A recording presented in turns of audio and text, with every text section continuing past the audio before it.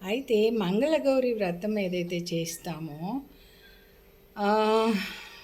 మన తలరాతలో ఏది ఉందో అది మనకు చెందేటట్టుగా చేస్తాడు ఆ శివ భగవానుడు.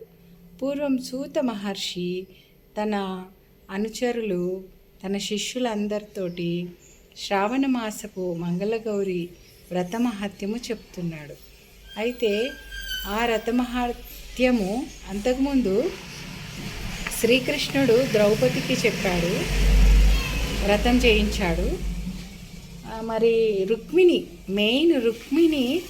శ్రీకృష్ణుని తలచి మంగళగౌరి వ్రతం చేసింది. చేస్తే ఆ వ్రతం కంప్లీట్ అంటే పూర్తి కాకముందే 9వ వారంలోనే శ్రీకృష్ణుడు అంటే ఆమె పెళ్లి రోజే ఆ రోజు ఉంటుంది.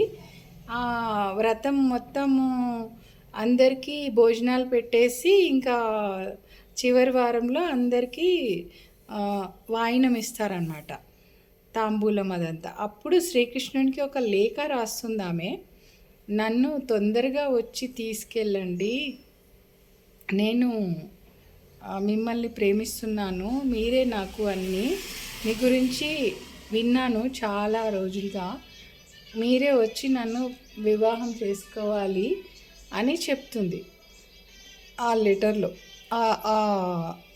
అంటే ఆ లేఖలో ఒక బ్రాహ్మణుడి కాళ్ళు మొక్కి పంపిస్తుంది.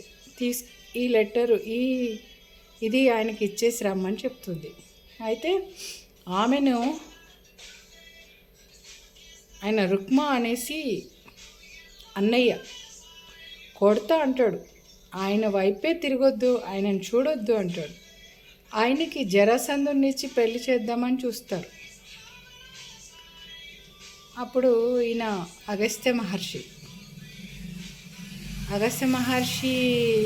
కూడా ఇంకొక కథ ఉంది.